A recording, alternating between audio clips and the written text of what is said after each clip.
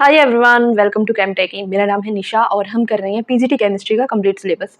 उसी सीरीज़ में fourth chapter का आज हम करेंगे। जो टॉपिक है वो है मॉलिक्यूलर ऑर्बिटल थ्योरी। ठीक है, तो टॉपिक शुरू करने से पहले अगर आप चैनल पर नए हैं तो सब्सक्राइब कर लीजिएगा। और हाँ, ये मे बी एमओटी जो है आपकी मॉलिक्यूलर ऑर्बिटल थ्योरी 2 पार्ट्स में डिवाइड हो सकती है। एक लेक्चर में कवर नहीं हुआ तो नेक्स्ट लेक्चर पार्ट 2 आएगा। ठीक है, और हर बार मैंने आपको क्या बोला कि आप 12th की एनसीईआरटी तक पढ़ लो अच्छे से और क्वेश्चन प्रैक्टिस करो तो आपका पीजीटी लेवल एग्जाम हो जाएगा। बट इसमें क्या है, आपको थोड़ा सा हाई लेवल का पढ़ना चाहिए। मेरे अकॉर्डिंग थोड़ा सा हाई लेवल के क्वेश्चन आते हैं तो बीच बीच में छोटी छोटी बातें मैं ऐसे बताती जाऊंगी जो इंपॉर्टेंट होंगी। ठीक है, 12th की बुक में आपको नहीं मिलेंगी बट वो पढ़नी बहुत जरूरी है, तो उन चीज़ों को भी नोट डाउन करते रहना। ठीक है, तो शुरू करते हैं आज का हमारा टॉपिक मॉलिक्यूलर ऑर्बिटल थ्योरी। लेकिन इससे पहले वाली थ्योरी क्या थी ये बताओ। वैलेंस बॉन्ड थ्योरी पढ़ी थी हमने, हाइब्रिडाइजेशन, स्टेरिक नंबर निकाला और शेप ज्योमेट्री सब निकालना हमने सीखा था। तो वो जब भी कोई नई थ्योरी आती है तो क्या करते हैं हम, पीछे वाली थ्योरी में क्या कमी रह गई थी ये भी तो पढ़ना जरूरी है ना, कि नई की जरूरत क्यों पड़ी। तो इसीलिए हमें क्या पढ़ना है, पहले limitations of valence bond theory VPT. बहुत बार एग्जाम में ऐसे स्टेटमेंट दे देंगे तुम्हें 4 कि इनमें से कौन सी जो है वैलेंस बॉन्ड थ्योरी की लिमिटेशन है, या फिर पूछ लेंगे नहीं है। ठीक है, तो हमें पता होना चाहिए कौन सी थी कौन सी नहीं है। तो सबसे पहले तो है ओड इलेक्ट्रॉन स्पीसीज, जिसमें नंबर ऑफ इलेक्ट्रॉन्स ओड हो, इवन ना हो, उनको ये एक्सप्लेन नहीं कर पाए थे उनकी शेप बेंट क्यों है, या फिर कोई और शेप है वो क्यों है। इसी तरह से आई थिंक ClO2 का भी एग्जांपल ले सकते हैं। ClO2 में भी एक क्लोरीन पे क्या होगा, एक इलेक्ट्रॉन ओड रह जाएगा। ऐसे ही नाइट्रोजन पे क्या है, एक इलेक्ट्रॉन ओड है। ठीक है, तो इनके बारे में, इनकी शेप वगैरह को अच्छे से एक्सप्लेन नहीं कर पाया था वीबीटी। और जब मैंने बताया था तुम्हें स्टेरिक नंबर निकालना, जो फॉर्मूला दिया था उसके जो ये बताया था मैंने कि कहाँ कहाँ पे एप्लीकेबल नहीं होगा, तब भी बोला था कि जहाँ पे ओड इलेक्ट्रॉन स्पीसीज दिख जाए वहाँ पे स्टेरिक नंबर लगा के तुम्हें हाइब्रिडाइजेशन कैलकुलेट नहीं करनी है, वैलेंस बॉन्ड थ्योरी वहाँ पे नहीं लगानी है। ठीक है, तो एक पॉइंट तो ये हो गया कि ओड इलेक्ट्रॉन स्पीसीज को ये बता नहीं पाया था। ये जो पॉइंट्स है ना, इनको ऐसे ही लिख लो, नोट्स अगर बना रहे हो तो रिवाइज करते टाइम बस ऐसे ही ध्यान आ जाएंगे तुम्हें पॉइंट क्या था। फिर आता है पैरामैग्नेटिक नेचर ऑफ O2। ठीक है, अब इसमें क्या है, ऑक्सीजन को अगर मैंने बनाना है वैलेंस बॉन्ड थ्योरी के अकॉर्डिंग तो उसमें क्या होगा, सिंपल ये 2 बॉन्ड्स बना लेते हैं और फिर क्या बच जाते हैं, ये दो लोन पेयर्स बच जाएंगे। ठीक है, दोनों ऑक्सीजन पे। यहाँ पे क्या है, ऑक्सीजन पैरामैग्नेटिक और डायमैग्नेटिक क्या होता है ये तुम्हें मैं उम्मीद करती हूँ पता होगा। अगर नहीं पता है तो पैरामैग्नेटिक कब होता है, कोई भी जो कंपाउंड होगा जब उसमें अनपेयर्ड इलेक्ट्रॉन्स प्रेजेंट हो, कोई भी मॉलिक्यूल जिसमें अनपेयर्ड इलेक्ट्रॉन्स प्रेजेंट हो वो पैरामैग्नेटिक होगा। और इससे क्या होगा, पैरामैग्नेटिक डायमैग्नेटिक दोनों में मैग्नेटिक टर्म यूज हो रहा है, तो हम क्या करेंगे, मैग्नेटिक फील्ड में अगर अनपेयर्ड इलेक्ट्रॉन्स मैग्नेटिक फील्ड में अगर मॉलिक्यूल है वो अट्रैक्ट होता है, अट्रैक्ट। ठीक है, जैसे तुमने मैग्नेटिक फील्ड लगाया और वो मॉलिक्यूल बीच में तुमने रखा है तो वो मैग्नेटिक फील्ड की तरफ अट्रैक्ट हो जाए तो उसको बोलेंगे पैरामैग्नेटिक मॉलिक्यूल। और ये क्यों होता है, जब उसके अंदर अनपेयर्ड इलेक्ट्रॉन्स प्रेजेंट होंगे। और डायमैग्नेटिक कब होगा, जब सारे के सारे इलेक्ट्रॉन्स क्या होंगे, पेयर्ड होंगे। अब मैंने जो O2 बनाया है यहाँ पे, लेविस डायग्राम भी बना सकते हो और हाइब्रिडाइजेशन वगैरह निकाल के भी कर सकते हो इसको। तो इसमें सारे के सारे जब तुम SP बॉक्सेस बना के हाइब्रिडाइजेशन कराओगे तो तुम्हें पता चलेगा सारे के सारे क्या है, 2 इलेक्ट्रॉन्स है और सारे के सारे पेयर्ड है। तो इसके अकॉर्डिंग क्या होना चाहिए था, वीबीटी के अकॉर्डिंग ये होना चाहिए था हमारा डायमैग्नेटिक। ठीक है, लेकिन जब हमने एक्सपेरिमेंट किया तो हमें पता चला ऑक्सीजन क्या होता है, पैरामैग्नेटिक नेचर का होता है। ठीक है, दूसरी लिमिटेशन समझ आ गई। तीसरी है बॉन्ड ऑर्डर ऑफ NO और BF इक्वल टू का सिंबल है। ठीक है, तो इसके अकॉर्डिंग आया कि जो बॉन्ड ऑर्डर है NO जो मॉलिक्यूल है उसका बराबर आ गया BF मॉलिक्यूल के। कैसे आया ये देखते हैं। इससे पहले ये बता देते हैं कि फ्रैक्शनल बॉन्ड ऑर्डर अभी क्या है, कुछ मॉलिक्यूल्स ऐसे हैं एक्सपेरिमेंटली जब हमने फाइंड आउट किया कि उनके जो बॉन्ड ऑर्डर्स हैं वो फ्रैक्शनल है, लाइक 2.5, 2.5, 1.5, 3.5, ये बॉन्ड ऑर्डर्स आ रहे हैं। लेकिन वैलेंस बॉन्ड थ्योरी के अकॉर्डिंग क्या है, ओवरलैपिंग हो रही है ऑर्बिटल्स की, हाइब्रिडाइजेशन हाइब्रिड ऑर्बिटल्स है वहाँ पे ओवरलैप हो गया। तो या तो एक बॉन्ड बनेगा, 2 बनेगा, 3 बनेगा, 4 बनेगा। ढाई बॉन्ड्स का क्या मतलब है, 1.5, 3.5 कुछ इसको एक्सप्लेन नहीं कर पाया कि ये क्यों बन रहा है इतने बॉन्ड ऑर्डर्स। और ये किस में मिलेंगे तुम्हें, फ्रैक्शनल बॉन्ड ऑर्डर्स। जब तुम आगे पढ़ोगे पूरी एमओटी कर लोगे ये डायग्राम बना के तो तुम्हें पता चलेगा CO पॉजिटिव और NO इनमें क्या होता है, फ्रैक्शनल बॉन्ड ऑर्डर्स होते हैं। 3.5 आता है इनका बॉन्ड ऑर्डर। ठीक है, इसी तरह से क्या है, जब नाइट्रोजन का हम एक्सपेरिमेंटली फाइंड आउट किया तो उसमें पाई बॉन्ड ज़्यादा स्ट्रॉन्ग था सिग्मा से। ठीक है, पाई बॉन्ड क्या है, सिग्मा से ज़्यादा स्ट्रॉन्ग है। लेकिन हमें क्या पता है अभी तक वीबीटी के अकॉर्डिंग कि सिग्मा बॉन्ड बनता है और वो स्ट्रॉन्ग होता है देन पाई से। हमेशा क्या था, सिग्मा ज़्यादा स्ट्रॉन्ग था पाई से। तो लेकिन N2 के केस में ऐसा क्या हो गया कि पाई ज़्यादा स्ट्रॉन्ग हो गया सिग्मा से। ये लास्ट इंपॉर्टेंट चीज़ है कि C2 जो है, C2 मॉलिक्यूल C2 वाला, इसमें ये दोनों के दोनों बॉन्ड से ये पाई है। हमेशा क्या पढ़ते हैं हम, जैसे कोई भी ऑर्गेनिक मॉलिक्यूल बनाते हैं C2H4 ही मान लो, तो ये H हमने बनाया तो एक सिग्मा एक पाई होता है। वीबीटी के अकॉर्डिंग यही था, एक सिग्मा एक पाई। तो सी डबल बॉन्ड सी में भी तो यही होना चाहिए था ना, एक सिग्मा और एक पाई।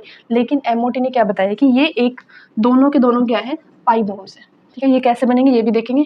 और इसी तरह से बोरोन 2 B2 अगर मैं बनाऊँ तो उसमें भी बॉन्ड ऑर्डर एक आएगा। उसके अकॉर्डिंग हम तो सिंपल यही बोलेंगे एक सिग्मा बॉन्ड बन गया। लेकिन रियल में क्या होता है, हाफ हाफ पाई बॉन्ड होता है उनमें, हाफ और हाफ मिलके एक बॉन्ड बना देंगे और दोनों क्या होंगे, पाई बॉन्ड्स होंगे।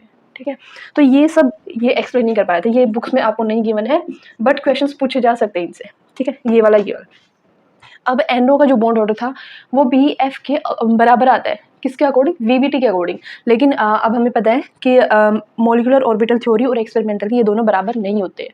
ठीक है, अब ये बराबर कैसे आते हैं एक बार देखें तो NO का बॉन्ड ऑर्डर होगा 3, सिंपल, क्योंकि इसको हम ऐसे रिप्रेजेंट करेंगे NO। इसी तरह से BF को जब मैं बनाऊंगी तो बोरोन के पास क्या है, 3 इलेक्ट्रॉन्स हैं और ये फ्लोरीन है।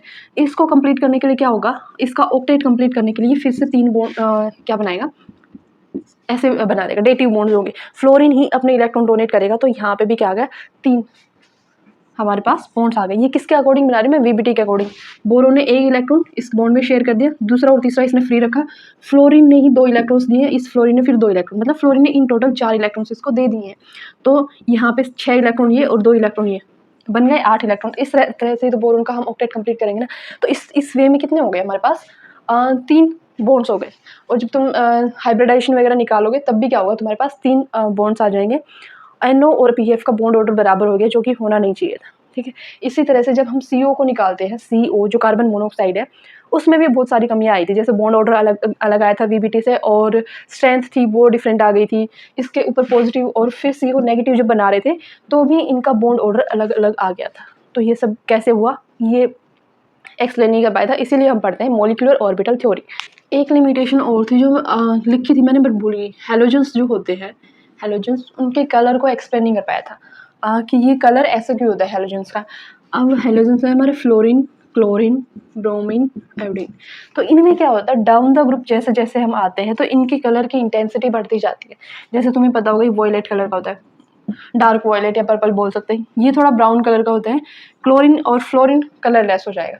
ठीक है, तो डाउन द ग्रुप क्या हो रहा है, इनकी कलर की इंटेंसिटी बढ़ रही है। ये क्यों बढ़ रही है, वैलेंस बॉन्ड थ्योरी तो ऐसा कुछ बताएगी नहीं, सबके बीच में क्या है, एक एक सिंगल बॉन्ड है, और इस बॉन्ड में क्या हो गया है कि इनकी कलर की इंटेंसिटी इतनी चेंज हो गई है। तो ये भी किसने एक्सप्लेन किया, मॉलिक्यूलर ऑर्बिटल थ्योरी ने।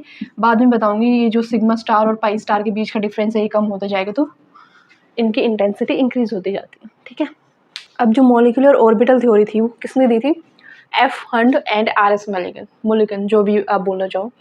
तो साइंटिस्ट का नाम याद रख लेना, ईयर 1932 था, याद रखने की जरूरत नहीं है। ठीक है, इसमें कुछ पोस्टुलेट्स होते हैं जैसे हर एक थ्योरी के होते हैं, सिंपल सिंपल से पॉइंट्स है, वैसे भी अगर तुम पूरा पढ़ोगे तो इसको आराम से समझ आ जाएगा। ठीक है, तो VBT और MOT लगभग सिमिलर है। डिफरेंस क्या आएगा, वहाँ पे थे एटॉमिक ऑर्बिटल्स, एक एटम की बात कर रहे थे, और यहाँ पे हम बात करेंगे मॉलिक्यूल की। ठीक है, एटम शुरू में भी मैंने बताया था कि जब MOT आएगी तो डिफरेंस होगा, उनमें क्या होगा। VBT में किसकी बात करते हैं हम लोग, हाइब्रिडाइजेशन की। ठीक है, और MOT में किसकी बात करेंगे, linear combination of atomic orbitals, atomic orbitals combine करेंगे तब जाके MOT बनेगी। इसको बोलते हैं linear combination of atomic orbitals. Detail में इसको पढ़ाऊंगी नेक्स्ट, बट अभी के समझने के लिए क्या करूँ, हाइब्रिडाइजेशन में क्या हो रहा था कि सिमिलर जो जिनकी एनर्जी थी, एक सेकेंड, जिनकी जैसे S था और यहाँ पे 3 P थे अलग अलग। ठीक है, S और P, तो इनमें क्या था, इनमें थोड़ी सी एनर्जी का डिफरेंस था। S थोड़ा कम एनर्जी का होता है, P थोड़ी सी ज़्यादा होती है, और इनकी शेप अलग अलग थी। ये स्फेरिकल होता है और ये अपना डम्बल शेप का होता है। इनकी एनर्जी को सेम करने के लिए और जो हमारी शेप है वो सेम हो जाए, सब कुछ सेम हो जाए, उसके लिए क्या किया था, हाइब्रिडाइजेशन। मतलब हाइब्रिडाइजेशन में क्या हो रहा था कि 2 अलग अलग एनर्जीज के जो ऑर्बिटल्स हैं, अलग अलग शेप के ऑर्बिटल्स हैं, वो मिलके क्या कर रहे हैं, घूम घूम के मिलके और क्या बना देंगे, उतने ही क्या बना देंगे, सेम शेप सेम एनर्जी के ऑर्बिटल्स बना रहे थे, एटॉमिक ऑर्बिटल्स। आगे समझ, ये एक एटम के ऑर्बिटल्स से अलग अलग एनर्जी के थे, मिक्स हुए और क्या बन गया हमारे पास, सेम एनर्जी के सेम शेप के एटॉमिक ऑर्बिटल्स बन गए। आगे समझिए, एटॉमिक ऑर्बिटल्स बने। अब मॉलिक्यूलर ऑर्बिटल थ्योरी का बेसिस क्या है कि जो हमारे पास 2 एटॉमिक ऑर्बिटल्स आए, 2 एटम्स आएंगे, एक हाइड्रोजन इधर से आया, एक हाइड्रोजन इधर से आया, दोनों के 1s की एनर्जी सेम होगी। अगर दोनों हाइड्रोजन है तो इन सेम एनर्जी वाले ऑर्बिटल्स, एटॉमिक ऑर्बिटल्स को मिक्स करो और फिर उनको डिवाइड कर दो, एक हाई एनर्जी और एक लो एनर्जी। ठीक है। तो इसमें क्या होगा, सेम एनर्जी के एटॉमिक ऑर्बिटल्स मिलेंगे, ये एटॉमिक ऑर्बिटल आएगा, ये भी एटॉमिक ऑर्बिटल, ये दोनों मिलके क्या करेंगे, या तो कम एनर्जी का बना देंगे या फिर ज़्यादा एनर्जी का एक मॉलिक्यूलर ऑर्बिटल बनेंगे। ठीक है, तो ये था एटॉमिक ऑर्बिटल, बना देगा क्या हमारे पास मॉलिक्यूलर ऑर्बिटल। आया समझ। अब ये कम होगा ज़्यादा होगा, कैसे कम हो रहा है कैसे ज़्यादा होगा, ये इंटरफेरेंस पे डिपेंड करेगा, ये समझाती हूँ। ठीक है, तो समझ आ गया। अब इसमें भी क्या है, जितने एटॉमिक ऑर्बिटल्स तुम्हारे कंबाइन होंगे उतने ही तुम्हारे मॉलिक्यूलर ऑर्बिटल्स बनेंगे। अब ये मॉलिक्यूलर ऑर्बिटल है, मतलब ये मॉलिक्यूल की इलेक्ट्रॉनिक कॉन्फिगरेशन तुम्हें बता देंगे। ये क्या बता देंगे तुम्हें, ऐसे ही, ये तो 2 कंबाइन किए, 3 भी कर सकते हो, 4 भी आएंगे, 5 भी आएंगे, 10 भी आएंगे, तो ऐसे तुम्हारे पास सीरीज आ जाएगी पूरी। और उसी सीरीज में क्या करोगे तुम, इलेक्ट्रॉन्स को भरते जाओगे। ठीक है, अब बात आ रही है यहीं पे, तो मॉलिक्यूलर ऑर्बिटल्स जो है, ये सीरीज क्या है, हर्ट्ज, पॉली, अफबो, तीनों को ही फॉलो करेंगे। मतलब वही सिंपल, पहले कम एनर्जी वाला भरना है, फिर ज़्यादा एनर्जी वाला भरना है, पहले सिंगल सिंगल भरना है, उसके बाद पेयरिंग करनी है, यही सब है इनका, यहाँ पे भी फॉलो करेंगे। ठीक है, तो मान लो ये बहुत सारे मॉलिक्यूलर ऑर्बिटल्स हैं। आया समझ।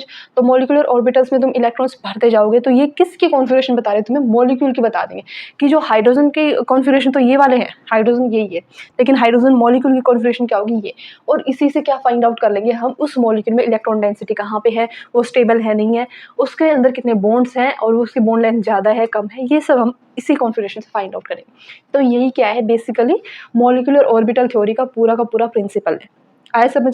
इसको ध्यान से समझ लो, इन दोनों के बीच में डिफरेंस को, बहुत बार कंफ्यूज होते हैं, पूछते हैं हमें मॉलिक्यूलर ऑर्बिटल के बेसिस पे, बता देते हैं हम पीपीटी के बेसिस पे। ठीक है, तो इसमें क्या हुआ, atomic orbital, electrons present in molecular orbital समझा चुके हैं। ये जो बीच में मॉलिक्यूलर ऑर्बिटल्स बने हैं, इसी में इलेक्ट्रॉन्स आएंगे और यही भरने हैं। Atomic orbital of nearly same energy, वही बात है, सेम एनर्जी वाले कंबाइन करेंगे और सेम सिमेट्री होनी चाहिए, लगभग सिमेट्री क्या होनी चाहिए, उनकी सेम होनी चाहिए, तभी क्या करेंगे, ये कंबाइन करेंगे। जितने एटॉमिक ऑर्बिटल्स मैंने डाले हैं उतने ही मॉलिक्यूलर ऑर्बिटल्स बन के बाहर निकलेंगे। ठीक है, एक्स डाले हैं तो एक्स ही बन के निकलेंगे। आगे समझ। अब ये क्या है, मोनोसेंट्रिक होते हैं, ये टर्म ध्यान रख लेना, पॉलीसेंट्रिक कैसे है। एटम क्या होता है, जैसे हाइड्रोजन एटम है, सिंपल है, तो इसके अंदर जो ऑर्बिटल होगा उसके पास सिर्फ एक न्यूक्लियस होगा ये। लेकिन अगर मैं हाइड्रोजन मॉलिक्यूल की बात करती हूँ तो ये 2 न्यूक्लियस होंगे, और इन दोनों न्यूक्लियस के बीच में ये जो होंगे, ये क्या होंगे, हमारे मॉलिक्यूलर ऑर्बिटल्स होंगे। तो इनके बीच में क्या है, इनके अगल बगल में क्या है, 2 न्यूक्लियस हो गए। इसी तरह से अगर कोई 3 आ जाता है, 3 पॉलीसेंट्रिक हो जाएगा, कोई हो सकता है और आगे कोई और कंबाइन कर दे, कंपाउंड बनते हैं, तो उसको क्या बोल देंगे, पॉलीसेंट्रिक। मोनोसेंट्रिक मतलब एक सेंटर है, एक न्यूक्लियस है, पॉलीसेंट्रिक मतलब अलग अलग सेंटर्स। ठीक है, तो मॉलिक्यूलर ऑर्बिटल्स हमेशा 2 के बीच में तो मिलकर बनेंगे ना, 2 एटम्स मिलकर ही कंबाइन करेंगे, तो ये क्या हो जाएगा, पॉलीसेंट्रिक बोलेंगे, ये मोनोसेंट्रिक। ये बता चुकी कि जब एनर्जी बढ़ते हैं तो ये नीचे वाला एनर्जी ऊपर की तरफ बढ़ती जा रही है, ऐसे एनर्जी बढ़ती है ना हमारी, तो पहले लोअर एनर्जी का भरना है, फिर हायर हायर। पेयरिंग जब तक नहीं करनी है, जब तक सेम लेवल के जो है उनमें एक एक इलेक्ट्रॉन ना चला जाए, और फिर अगर पेयरिंग कर रहे हैं तो अपोजिट स्पिन भी करना है। ठीक है, तो ये था इनका पोस्टुलेट्स। अब ये इंटरफेरेंस कैसे करता है, ऑर्बिटल्स कैसे बनते हैं, ये देखते हैं। बॉन्डिंग एंटी बॉन्डिंग क्या होगा, और बॉन्डिंग की एनर्जी कम क्यों होती है, एंटी बॉन्डिंग की ज़्यादा क्यों होगी, ये भी बताते हैं। अभी यह बिल्कुल बेसिक सी चीज़ है, वो समझना है आपको, इसके बाद सब आराम से हो जाएगा। साई 1 साई 2 ये ज़्यादा आपको, साई को देख के ना घबरा जाते हैं कि ये पता नहीं क्या चीज़ है, उसको ध्यान में नहीं रखना है अभी के लिए, बस छोड़ो उसको। तो अभी मॉलिक्यूलर ऑर्बिटल थ्योरी जो हम पढ़ रहे हैं उसमें क्या होगा, हम ऑर्बिटल को क्या, वीबीटी ने क्या माना था कि वो पार्टिकल नेचर, स्फेरिकल मान लिया था या फिर डंबल मान लिया था, लेकिन मॉलिक्यूलर ऑर्बिटल थ्योरी क्या कंसिडर करके चलती है, वेव भी तो होता है ना, इलेक्ट्रॉन जो होता है वो वेव की फॉर्म में भी ट्रैवल करता है, ऐसा थोड़ी है वो पार्टिकल नेचर ही शो करेगा, ड्यूअल नेचर है। तो हम क्या करेंगे, वेव फॉर्म को अगर मान के चलें तो उसमें क्या होता है, अब सोचो कि ये 2 वेव्स है तुम्हारी, ठीक है, ऐसे ट्रैवल करती जा रही है, और इसी तरह से ये वाली भी ट्रैवल करती जा रही है। तो ऊपर वाला जो हमारा फेज है, फेज बोल रही हूँ मैं, चार्ज नहीं बोल रही है, फेज को मैं पॉजिटिव से डिनोट कर दूँ और इसको नेगेटिव से। ठीक है, फेज है, चार्ज नहीं है, मैं बार बार बोल रही हूँ, ये भी पॉजिटिव और नीचे वाला नेगेटिव। ठीक है, अगर इन दोनों को मैंने ऐड कर दिया, ऐसे एक दूसरे के ऊपर ही आ गए, ये पॉजिटिव पॉजिटिव के ऊपर, नेगेटिव नेगेटिव के ऊपर, बहुत बार तुमने पढ़ा होगा, तो इसमें क्या हो जाएगा, ये दोनों ओवरलैप करके क्या करेंगे, कंस्ट्रक्टिव इंटरफेरेंस क्रिएट करेंगे। क्या करेंगे, कंस्ट्रक्टिव इंफेरेंस। ठीक है, मतलब ये क्या करेंगे, पॉजिटिव पॉजिटिव और ऊपर हो जाएगा, नेगेटिव नेगेटिव और नीचे चला जाएगा। ठीक है, तो इसी तरह से अगर मैंने इनको ग्राफ करवाए थे आपको एटॉमिक ऑर्बिटल जब मैं पढ़ा रही थी, एटॉमिक स्ट्रक्चर में 1s का ऐसा होगा, 2s का ऐसे होगा, 3s का कैसा होगा। ठीक है, तो इन वेव्स में अगर मैं मान के चलूँ मैंने ऐड किया है ये भी ऐसे है और ये भी ऐसे है, दोनों को ऐड किया है। तो पॉजिटिव और पॉजिटिव मिलके जब कंबाइन करेंगे तो क्या इन दोनों न्यूक्लियस के बीच में ये क्या डिनोट कर रहा है, ये वेव थी, और वेव के अंदर क्या आ रहा था हमारा, इलेक्ट्रॉन की डेंसिटी कितनी है हमारी, ये फाइंड आउट कर सकते थे। डायरेक्टली प्रोपोर्शनल है, डायरेक्टली नहीं बोल सकते कि यही इलेक्ट्रॉन की प्रोबेबिलिटी है, बट ये इसका डायरेक्टली प्रोपोर्शनल है, ठीक है। तो ये दोनों अगर डेंसिटीज मिली हैं, पॉजिटिव पॉजिटिव अगर मिली फेज दोनों के दोनों, तो क्या होगी यहाँ पे, ये दोनों न्यूक्लियस के बीच में ये इलेक्ट्रॉन डेंसिटी क्या हो जाएगी, बढ़ जाएगी। आई बात समझ में। अगर इन्होंने पॉजिटिव इन्फेरेंस या कंस्ट्रक्टिव इन्फेरेंस किया है, दोनों के दोनों बीच में आएगी, इनकी डेंसिटी बढ़ जाएगी इलेक्ट्रॉन्स के बीच में। और इसी को क्या बोल देंगे, यहाँ पे जब इलेक्ट्रॉन डेंसिटी बढ़ जाती है उसको क्या बोल देंगे, बॉन्डिंग ऑर्बिटल, ठीक है। ये क्या बन गया हमारे पास, बॉन्डिंग मॉलिक्यूलर ऑर्बिटल, मॉलिक्यूलर लगा लेना, ठीक है। ये हो गया बॉन्डिंग मॉलिक्यूलर ऑर्बिटल। अब ये बताओ, जब यहाँ पे इलेक्ट्रॉन था, ये जो भी इलेक्ट्रॉन डेंसिटी थी, इसके पास सिर्फ एक न्यूक्लियस था अट्रैक्ट करने के लिए। जब ये इलेक्ट्रॉन डेंसिटी यहाँ पे, तो इसके पास क्या होगी, दो न्यूक्लियस होगी अट्रैक्ट करने के लिए। जब दो न्यूक्लियस मिलके अट्रैक्ट करेंगी इस इलेक्ट्रॉन डेंसिटी को, तो ये स्टेबल हो जाएगा, और स्टेबल क्या हो जाएगा, एनर्जी इसकी डिक्रीज हो जाएगी और रिपल्शन कम हो जाएगी और स्टेबिलिटी इंक्रीज हो जाएगी। इसीलिए बॉन्डिंग मॉलिक्यूलर ऑर्बिटल्स क्या होते हैं, वो ज़्यादा स्टेबल होते हैं, ठीक है। जो एटॉमिक ऑर्बिटल्स होते हैं उनके कंपैरिजन में बॉन्डिंग मॉलिक्यूलर ऑर्बिटल्स स्टेबल हो गए। आई बात समझ इतना। अब यहीं पे अगर मैं तुम्हें बोल दूँ कि ये मैंने माइनस सिंबल लगा दिया कि इन दोनों का नेगेटिव कर दिया है, या फिर ऐसे भी था तो मैंने बोला था इसको पहले प्लस में कन्वर्ट करो और फिर जो वेव है उसको उल्टा कर दो, ये क्या हो जाएगी, ऐसे इसके ऊपर आके अटैच होगी। जब ये आगे अटैच होगी तो पॉजिटिव पॉजिटिव कैंसिल कर देगी, ये देखो इसके ऊपर आएगा तो, और ये नेगेटिव इसको कैंसिल कर देगा, ठीक है। तो इनके बीच में जो इलेक्ट्रॉन डेंसिटी है वो क्या हो जाएगी, कम हो जाएगी। जो फेज है वो अपोजिट है, जैसे ये डिनोट किया मैंने, ये हमारे पास पॉजिटिव फेज है। जब मैंने सिंबल एडिशन का लगाया तो ये नेगेटिव फेज, अगर मैं माइनस करती तो यहाँ पे दिखाती इसको, एंटी बॉन्डिंग को, समझ आए। ये पॉजिटिव है, इसमें ऐड कर दूँ अगर मैं नेगेटिव फेज को, पॉजिटिव फेज में नेगेटिव फेज को ऐड किया है, तो क्या बन गया हमारे पास, ये आया है। दोनों न्यूक्लियस के बीच में इलेक्ट्रॉन डेंसिटी क्या होगी, अब ये देखो इलेक्ट्रॉन डेंसिटी सिर्फ यहाँ पे है। आई बात समझ, ये ठीक है। तो ये इलेक्ट्रॉन डेंसिटी है, तो बीच में इलेक्ट्रॉन डेंसिटी है ही नहीं, यहाँ पे इलेक्ट्रॉन डेंसिटी गायब हो गई है। तो इन न्यूक्लियस के बीच में क्या होगी, रिपल्शन होगी। इन दोनों न्यूक्लियस के बीच में क्या होगी, रिपल्शन, और रिपल्शन की वजह से क्या होगी, इनकी एनर्जी इंक्रीज हो जाएगी।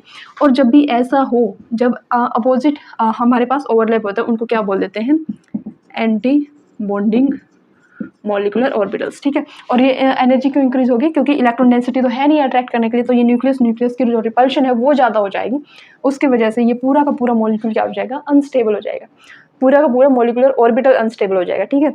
और इसी तरह से जब हम बाद में करेंगे बॉन्ड ऑर्डर निकालते हैं या फिर स्टेबिलिटी फाइंड आउट करते हैं, तो यही देखते हैं ना कि बॉन्डिंग जिसमें ज़्यादा होंगे ऑर्बिटल्स वो ज़्यादा स्टेबल होगा। Bonding minus anti bonding divided by 2 क्या हो जाएगा, बॉन्ड ऑर्डर।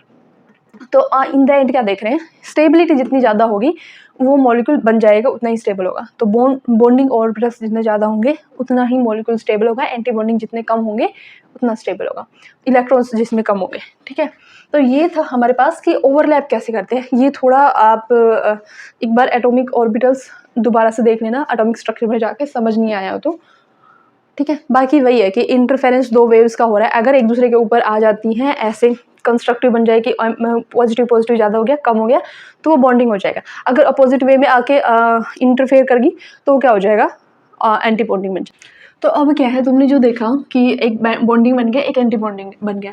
तो इसी तरह से अगर मैं वेव को रिप्रेजेंट करती हूँ साई से, साई क्या है, सिंपल वेव है, ये समझ के चलो, ठीक है। साई क्या है, सिंपल वेव। तो दो वेव्स अगर मिल रही हैं यहाँ पे, तो वो क्या कैसे मिल सकती है, एक तो बॉन्डिंग फॉर्म में, एक एंटी बॉन्डिंग फॉर्म में, ठीक है। तो एक तो बॉन्डिंग बन जाएगा, एक एंटी बॉन्डिंग बन जाएगा।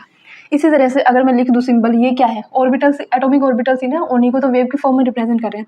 तो अगर दो एटॉमिक ऑर्बिटल्स मिलते हैं तो वो क्या बनाते हैं, दो ही हमारे पास मॉलिक्यूलर ऑर्बिटल्स बनेंगे, एक बॉन्डिंग एक एंटी बॉन्डिंग। यानी कि 1s + 1s अगर मैं लिखती हूँ तो उसमें बन जाएगा हमारे पास एक तो बॉन्डिंग और एक, हाँ, ये एंटी बॉन्डिंग और ये बॉन्डिंग, ठीक है।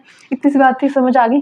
अब बात करते हैं कि होते कौन कौन से, सिग्मा और पाई, बस हम दो पढ़ेंगे। डेल्टा और फाई होते हैं, लेकिन वो हाई क्लासेस में पढ़ते हैं, MSc या फिर वहाँ पे आपने पढ़ा होगा, अगर कोई नेट की प्रिपरेशन आप कर रहे होंगे तो वहाँ पे पढ़ा होगा। डेल्टा भी होता है और फाई भी होता है, ठीक है। अब एक चीज़ होती है नॉन बॉन्डिंग, ये हमारे पास आ गया एंटी बॉन्डिंग, और ये हो गया bonding molecular orbital, bonding molecular orbital, anti bonding molecular orbital, ठीक है। तो अगर वेव्स हैं जो इंटरफेयर करके कोई चेंज ना आए उनमें, जो डेंसिटी पहले से ही थी वही डेंसिटी रही, तो उसको क्या बोल देते हैं, नॉन बॉन्डिंग। ठीक है, नॉन बॉन्डिंग मॉलिक्यूलर ऑर्बिटल्स। अगर इंक्रीज होगी डेंसिटी, स्टेबिलिटी होगी तो बॉन्डिंग, अगर डेंसिटी डिक्रीज हो गई है बीच में तो वो एंटी बॉन्डिंग हो जाएगा। अगर डेंसिटी सेम रही है, किसी के साथ कोई इंटरफेयर नहीं किया उसने, तो वो आ जाएगा नॉन बॉन्डिंग बीच में हमारा। ठीक है, क्लियर है ये बात। इसके बाद है सिग्मा एंड पाई। देखो सिग्मा होता है हेड ऑन ओवरलैप, कौन कौन बनाएगा, कैसे बनाएगा, सब करवा चुके हो, दोबारा रिपीट में नहीं करूँगी। ठीक है, पाई कौन कौन बनाता है ये भी बता चुके हो, अनहाइब्रिड ही बनाएंगे, हाइब्रिड पाई नहीं बना सकते। और प्रिंसिपल एक्सिस के अलोंग हमें देखना होता है हेड ऑन और ये साइड वाइज। ठीक है, तो एक बार बता देती हूँ, अगर प्रिंसिपल एक्सिस है हमारी जेड एक्सिस, क्वेश्चन में कई बार तुम्हें घुमा देते हैं, हम बोल देंगे प्रिंसिपल एक्सिस वाई मान के चलो और फिर मॉलिक्यूलर ऑर्बिटल बनाओ इसका, तो वो थोड़ा सा चेंज हो जाता है। कैसे होगा ये पीछे अगर आपने पढ़ा है तो आराम से समझ आ जाएगा। ठीक है, तो अगर जेड एक्सिस मानिए, इसके अकॉर्डिंग अलोंग अगर हमारी हेड ऑन ओवरलैप होती तो वो क्या होगा, सिग्मा बॉन्ड। अगर हमारी साइड वाइज ओवरलैप होती तो वो हो गई पाई बॉन्ड। ये कौन कौन बना सकते हैं हमारे पास, एस और एस मिलके बना सकते हैं, एस प्लस पी मिलके बना सकते हैं। इसी तरह से P Z plus P Z अगर मैं करूँ दोनों मिलके तो अभी सिग्मा बन जाएगा। अगर मैं जेड एक्सिस को प्रिंसिपल मान के चल रही हूँ, अगर मैंने वाई एक्सिस को प्रिंसिपल माना है तो P Y plus P Y भी बना देंगे। ठीक है, फिर पी जेड क्या बनाएगा, पाई। तो पाई बॉन्ड किससे बन सकता है, डी पी बना सकते हैं।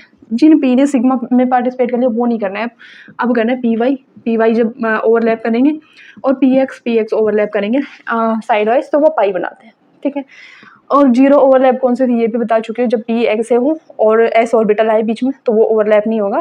पी एक्स और पी वाई कोई ओवरलैप नहीं करते, ये सब है, पी वाई पी जेड नहीं करता, सिमिलर सिमेट्री के करेंगे, सेम डायरेक्शन में होना चाहिए। ठीक है, अब जो मॉलिक्यूलर ऑर्बिटल थ्योरी है उसके अकॉर्डिंग हम देखते हैं कि सिग्मा और पाई स्टार क्या होते हैं। तो चलो भाई पहले बात करते हैं हम सिग्मा बॉन्ड्स कैसे बनते हैं। ठीक है, सिग्मा अगर ओवरलैप हो रहा है तो उसमें कौन कौन से मॉलिक्यूलर ऑर्बिटल्स बनेंगे। तो सिग्मा किससे बन सकता है, हम एक तो 1s ओवरलैप करवा दें, 2s करवा दें, या फिर 2pz और 2pz ओवरलैप करवाएं। ठीक है, मॉलिक्यूलर ऑर्बिटल थ्योरी में ये ध्यान रखना, p और s को ओवरलैप मत करवा देना कि p ऑर्बिटल है और ये s ऑर्बिटल, इनको ऐसे ओवरलैप करवा दिया हेड ऑन, नहीं हो, क्योंकि क्या बोला था, सिमेट्री क्या होनी चाहिए, सेम होनी चाहिए। पहले जो पोस्टुलेट्स लिखवाए थे उसमें क्या बोला था, सिमेट्री सेम होनी चाहिए। ठीक है, तो p और s की सिमेट्री सेम नहीं बोल सकते तुम, सेम शेप का नहीं बोल सकते अभी। ठीक है, तो 1s बोल दूँ, या फिर जो हमारा 2s और 2s होगा उनका भी सेम ही बनेगा, पहले ये करते हैं फिर ये करेंगे। ठीक है, तो 1s में क्या होगा, s ऑर्बिटल में क्या होता है, ये पॉजिटिव ही फेस दिखाते हैं हमेशा, यहाँ पे पॉजिटिव और बीच में क्या है, न्यूक्लियस है। अगर इन दोनों ने पॉजिटिव इन्फेरेंस किया है, मतलब कंस्ट्रक्टिव किया है, तो दोनों ऐड होंगे और इनके बीच में जो इलेक्ट्रॉन डेंसिटी है वो क्या हो जाएगी, बढ़ जाएगी, हर तरफ क्या होगा, पॉजिटिव फेज होगा। ठीक है, तो देखा ये साइज छोटा था और ये बड़ा हो गया और बीच में क्या आ गए हमारे, इधर न्यूक्लियस आ गए, और इनके बीच में क्या होंगे, हमारी इलेक्ट्रॉन डेंसिटी बढ़ गई है, रिपल्शन, इन दोनों के बीच में रिपल्शन कम हो गई, इलेक्ट्रॉन और न्यूक्लियस के बीच में अट्रैक्शन बढ़ गई, तो ये क्या हो गया हमारा, बॉन्डिंग। ठीक है, बॉन्डिंग ऑर्बिटल में क्या किया, पॉजिटिव आए एक दूसरे के ऊपर और बढ़ गई इलेक्ट्रॉन डेंसिटी। ठीक है, तो ये हो गया बॉन्डिंग मॉलिक्यूलर ऑर्बिटल। और इन्होंने क्या किया, हेड ऑन ओवरलैप किया है, ऐसे आगे स्फेरिकल है, हेड ऑन ही कर सकते और तो कुछ कर नहीं सकते, तो इन्होंने क्या बना दिया, हमारे पास सिग्मा बॉन्ड बनाया है। ठीक है, सिग्मा बनाया, और सिग्मा किसको लिख सकते हो, अगर ये 1s किया है तो सिग्मा 1s डिनोट कर दूंगी, अगर 2s मिलकर बनाएंगे तो उसको क्या बोल दूंगी, सिग्मा 2s। ठीक है, तो इन दोनों का सेम ही आएगा, 1s करो 2s करो। ओके, और 1s का ज़्यादातर यूज होता है बाद में, अगर हायर मॉलिक्यूल पढ़ते हैं हम 1s को ज़्यादा देखते नहीं है, तो इसको डिनोट कैसे करना समझ आ गया, सिग्मा बोला है हमने, किसको, दोनों ने आया हेड ऑन ओवरलैप किया, सिग्मा बन गया, और 1s ने किया है तो 1s बॉन्डिंग मॉलिक्यूलर ऑर्बिटल। इसी तरह से अगर मैंने इनको माइनस कर दिया, यहाँ पे माइनस आया, बात समझ। अब यहाँ पे माइनस कर दिया, मैंने पहले भी तुम्हें बताया था कि जब भी बीच में माइनस साइन आता है उसको प्लस करो और पीछे वाले के सिंबल चेंज कर दो। ठीक है, इजी हो जाता है, क्योंकि तुम अभी तो मैं बोल रही हूँ तो तुम्हें इजी लग रहा होगा कि क्या है, चार्ज तो लिखने हैं, लेकिन जब तुम खुद से करोगे तो यहाँ पे देखो कंफ्यूज हो जाओगे कि ये नेगेटिव कैसे आ गया, इधर पॉजिटिव था फिर पॉजिटिव उधर चला गया, इसमें ये यहाँ पे नेगेटिव कैसे लिख दिया मैम ने, या बुक में देखोगे तो भी है। ठीक है, तो इसमें क्या करना है, सिंपल ये नेगेटिव है इसको पॉजिटिव बना दो। ठीक है, इसको पॉजिटिव बनाते ही तुमने क्या करना है, यहाँ पे जो भी साइन हो उसको उल्टा कर दो, अब इन दोनों को सिंपल ऐड कर दो, जोड़ दो, जोड़ोगे तो पॉजिटिव और नेगेटिव के बीच में जुड़ने का कोई काम है नहीं यहाँ पे। ये क्या है, फेज है, एक ऊपर है एक नीचे, तो ये ऐड ऑन नहीं होंगे, तो दूर दूर हो जाएंगे एक दूसरे से। जितना दूर इलेक्ट्रॉन डेंसिटी जा सकेगी उतनी दूर हो गई। और ये न्यूक्लियस न्यूक्लियस के आगे पास, इनके बीच में क्या होगा, रिपल्शन। सेम वही बात है, ये क्या बन गए हमारे पास, अगर हमारा इंटरफेरेंस एक दूसरे के ऊपर नहीं हुआ है, अपोजिट हुआ है, तो उसको क्या बोल देंगे, एंटी बॉन्डिंग मॉलिक्यूलर ऑर्बिटल। आई बात समझ, एंटी बॉन्डिंग। और ये अनस्टेबल क्यों होगा, समझा चुकी हूँ, न्यूक्लियस न्यूक्लियस रिपल्शन ज़्यादा हो जाएगा। अब इस एंटी बॉन्डिंग मॉलिक्यूलर ऑर्बिटल को लिखने के लिए, अब हुआ तो क्या है, हेड ऑन ओवरलैप हुआ है, हुआ तो ओवरलैप तो हेड ऑन ही है ना, एस ऑर्बिटल हमेशा हेड ऑन ही करेगा। एस जहाँ पे भी देखिए सिग्मा लिख दो, सिग्मा लिखने के बाद अब यहाँ पे किसका हुआ है, 1s का हुआ होगा या तो तुम्हारे पास, या फिर सिग्मा अगर 2s का भी लिखना है सेम होगा तो सिग्मा 2s से डिनोट कर देना। लेकिन यहाँ पे क्या हुआ है, देखो यहाँ पे पॉजिटिव इंटरफेरेंस हुआ था, बॉन्डिंग बोला था, यहाँ पे नेगेटिव हुआ है, एंटी बॉन्डिंग है। तो एंटी बॉन्डिंग के लिए हम क्या लगा देते हैं, ऊपर स्टार लगा देते हैं। डिनोट करने का एक तरीका है सिंपल, ठीक है। तो सिग्मा स्टार 1s लिखा है, मतलब ये एंटी बॉन्डिंग की बात करें, और सिग्मा 1s या सिग्मा 2s लिखा है सिंपल, तो वो बॉन्डिंग, ठीक है। अब बात करते हैं, अगर मैं प्रिंसिपल एक्सिस जेड एक्सिस को मान के चल रही हूँ, प्रिंसिपल एक्सिस क्या है मेरी, जेड एक्सिस, तो पी जेड और पी जेड मिलके क्या करेंगे, ओ एक बार मेरे को ये बताना था तुम्हें, जीरेड और अनजीरेड, जीराड भी बोलते हैं कुछ लोग, जिराडे भी बोलते हैं, जो भी है, जीरेड और अनजीरेड, सिंपल जी और यू से डिनोट करते हैं। इसमें जीरेड क्या होता है, कोई भी जो ऑर्बिटल है या मॉलिक्यूलर ऑर्बिटल है, उसको जीरेड तब बोलेंगे जब उसके सेंटर से मैं किसी भी डायरेक्शन में जाऊँ, मतलब इस डायरेक्शन में गई तो इसके अपोजिट डायरेक्शन में भी मुझे सेम चीज़ मिले, इस डायरेक्शन में आई तो इसके अपोजिट डायरेक्शन में भी सेम चीज़ मिले। आई बात समझ, इधर गई हूँ तो इसके अपोजिट भी मुझे सेम चीज़ मिले। जैसे ये था हमारा क्या, सिग्मा 1s, ठीक है, दो न्यूक्लियस थी, ये पॉजिटिव डेंसिटी, पॉजिटिव चार्ज तो हर जगह होगा, क्या होगा, पॉजिटिव पॉजिटिव पॉजिटिव पॉजिटिव। तो ये अगर मैंने सेंटर ये पकड़ा है अपना सेंटर, तो इधर जाऊंगी तो भी एक न्यूक्लियस मिलेगा, इधर जाऊंगी तो भी न्यूक्लियस, कुछ डिफरेंस नहीं है। ऊपर जाऊंगी तो कुछ नहीं मिलेगा, नहीं मिलेगा, इतना ही डिस्टेंस ऊपर है, इतना ही नीचे, इधर इतना, सब बराबर है। तो सिग्मा जो है हमारा, सिग्मा 1s वो क्या है, जीरेड है, और सिग्मा 2s भी क्या है, जीरेड। आई बात समझ। लेकिन यहीं पे अगर मैंने लिखा तुम्हें, तुम्हारे पास सिग्मा स्टार 1s या फिर सिग्मा स्टार 2s, तो ये मैंने कैसे बनाया था, यहाँ पे दो न्यूक्लियस थे ऐसे, एक पॉजिटिव था और एक नेगेटिव था। देखो इसीलिए बोल रही हूँ, ये जो चार्जेस हैं बहुत इंपॉर्टेंट है, जीरेड अनजीरेड पूछ लिए तो फंस जाओगे। तो इस मॉलिक्यूलर ऑर्बिटल का सेंटर मैंने ये मान के चला, ये सेंटर है, तो इसके इधर जाऊंगी और इधर जाऊंगी, तो इधर जा रही हूँ तो नेगेटिव सिंबल मिल रहा है, इधर आ रही हूँ तो पॉजिटिव सिंबल मिल रहा है। तो क्या ये सिमेट्रिकल है, दोनों साइड सिमेट्रिकल नहीं है, नहीं है, तो ये क्या है, अनजीरेड है, अनजीरेड, यू से डिनोट करते हैं, ठीक है। तो जीरेड वो है सेंटर से लेके तो अपोजिट डायरेक्शन में अगर जाते हो, हर एक डायरेक्शन का आपको सेम चीज़ मिले, और अनजीरेड वो होगा जो अलग चीज़ मिल जाए, कुछ भी पॉजिटिव नेगेटिव मिल जाए, किसी में एक न्यूक्लियस इधर मिल रहा है इधर नहीं मिल रहा है, तो वो क्या हो जाएगा, अनजीरेड, ठीक है। तो ये समझ आ गया, सिग्मा स्टार जो होता है वो अनजीरेड होगा और सिग्मा क्या होगा, जीरेड हो जाएगा। अब इसमें भी हम सेम जीरेड और अनजीरेड पढ़ेंगे, पहले देखते हैं हुआ क्या है। तो प्रिंसिपल एक्सिस हमने मान के चल रहे हैं अभी के लिए, जेड एक्सिस, इसको इतना ज़्यादा मत सोचना, प्रिंसिपल एक्सिस क्यों बोल रही हूँ बार बार, जो होगा, जो प्रिंसिपल एक्सिस होगी उसी का पी क्या होगा, सिग्मा बनाएगा, बाकी दोनों को क्या बना दो, पाई बना दो, ठीक है। तो जेड को अगर मैं मान के चलूँ तो एक ऐसे ऐसे टकराएंगे दोनों के दोनों, तो एक पॉसिबिलिटी है कि पॉजिटिव और पॉजिटिव लोब आए और दोनों के बीच में क्या हो जाए, पॉजिटिवली ये करें, एक दूसरे के ऊपर इंटरफेयर कर जाए, तो पॉजिटिव पॉजिटिव मिलकर क्या करेंगे, ये पॉजिटिव लोब बड़ी हो जाएगी और जो दोनों के दोनों साइड में रह जाएंगे। सिंपल, ये तो प्लस का, दोनों को ऐड कर दो। इसको अगर मैं ऐसे एडिशन दिखाऊंगी तो ये क्या हो जाएगा, ऐसे ऐड हो जाएगा, तो इसको बढ़ा करके दिखा सकते हो, ठीक है। आया समझ, पॉजिटिव, तो ये बन गया मेरे पास, ये नेगेटिव, ये नेगेटिव और बीच में पॉजिटिव, लोब बड़ी हो गई। इसको क्या बोल सकती हूँ मैं, सिग्मा, हेड ऑन ओवरलैप हुई तो सिग्मा तो बोलूँगी मैं, किससे बनाया ये, 2pz, ऐसे सिग्मा 2pz डिनोट करूँगी। अब ये बॉन्डिंग मॉलिक्यूलर ऑर्बिटल है, तो क्या इसके ऊपर स्टार लगाऊंगी, नहीं लगाऊंगी, एंटी बॉन्डिंग के ऊपर लगाना है, तो ये हमारा क्या है, bonding molecular orbital sigma 2pz। आई बात समझ। इसी तरह से अगर मैंने यहाँ पे माइनस सिंबल लगाया, मतलब डिस्ट्रक्टिव इन्फेरेंस हुआ है, डिस्ट्रक्टिव इन्फेरेंस, एक पॉजिटिव के ऊपर पॉजिटिव नहीं आया, डाउन आया है, तो जब भी नेगेटिव सिंबल हो तो सिंपल करने के लिए क्या करेंगे हम, ये नेगेटिव था मेरे पास, इसको तो पॉजिटिव कर दो और इन दोनों सिंबल्स को पलट दो, ये नेगेटिव हो जाएगा, ये पॉजिटिव, ठीक है। इसको जब मैं ऐड करूँगी, कई बार तुम्हें क्वेश्चन पेपर में ऐसे ही दे देते हैं, तुम्हें ये गिवन होगा नेगेटिव पॉजिटिव नेगेटिव, और पूछेंगे बताओ इनसे क्या मिलकर बनेगा, और उसका नाम पूछ लेंगे। तो यहाँ पे पॉजिटिव और नेगेटिव मिलने का कोई चांस ही नहीं है, एक ऊपर एक नीचे वाला फेज क्या है, तो ये पॉजिटिव आएगा और ये नेगेटिव आएगा, और ये क्या हो जाएगा, डिस्ट्रक्शन की वजह से ये छोटा हो जाएगी, लोब्स ये छोटी हो जाएंगी और ये ओरिजिनल साइज की रहेंगी अपनी, ठीक है। तो ये बन गया हमारे पास क्या बन गया, एंटी बॉन्डिंग, ठीक है। ये इंटरफेरेंस पॉजिटिव नहीं था, तो ये क्या हो गया, एंटी बॉन्डिंग। तो ये पॉजिटिव हो गया, नेगेटिव हो गया, ये लाइन क्यों बीच में छोड़ लो, ठीक है। जस्ट ऐड किया ना, नेगेटिव नेगेटिव रह गया और पॉजिटिव फिर पॉजिटिव आ गया। तो ये क्या हो गया हमारे पास, सिग्मा तो है ही, और क्योंकि हेड ऑन ओवरलैप ही हुआ है, और ये एंटी बॉन्डिंग, ऐसे सिग्मा स्टार लिखूंगी और फिर नीचे क्या लिखूंगी, 2pz, ठीक है। अब इसमें मुझे ये बताओ कि कौन सा जी रेड है, कौन सा अनजी रेड है। यहाँ पे देखो, अगर मैं यहाँ से बात करूँ तो इधर जाऊंगी, नेगेटिव सिंबल मिलेगा, इधर भी नेगेटिव है, ऊपर कुछ नहीं है, कुछ नहीं है, डिस्टेंस बराबर होना ही है। तो ये क्या हो गया हमारा, सिग्मा 2pz क्या है, जी रेड है, ठीक है। और यहाँ पे अगर मैं बात करूँ स्टार वाले की, तो इधर जाऊंगी तो negative positive, positive negative, opposite मिल गया, ऊपर का कुछ है नहीं, तो ये भी क्या हो गया हमारा, अनजीरेड, ठीक है। तो सिग्मा में ध्यान रखना, सिग्मा बॉन्डिंग जीरेड होता है, एंटी बॉन्डिंग अनजीरेड होता है, बट पाई में उल्टा हो जाएगा, वो कैसे होगा वो देखते हैं। आई होप सिग्मा जो हमारे सिग्मा स्टार कैसे बनते हैं, सिग्मा कैसे बनता है, वो समझ आया होगा तुम्हें। अब बात करते हैं पाई कैसे बनता है। अभी क्या है, 2pz का तो बना दे सिग्मा, तो बाकी बचे वो क्या बनाएंगे, पाई, 2px पाई बनाएगा, 2py मिलके पाई बनाएगा। तो 2px को डिनोट कर देते, तो y का भी सेम होगा, कोई डिफरेंस नहीं होगा, बस डायरेक्शन यहाँ पे अगर x है तो ऐसे y हो जाएगा, ऐसे कुछ फर्क पड़ेगा नहीं, ठीक है।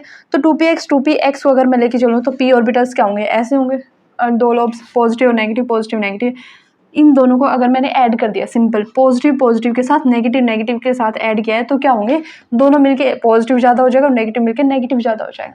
तो इनमें क्या होगा, ऊपर नीचे क्या होगी, इलेक्ट्रॉन डेंसिटी बढ़ गई है, पॉजिटिव इंटरफेरेंस है, तो इसको बोल देंगे बॉन्डिंग मॉलिक्यूलर ऑर्बिटल, ठीक है।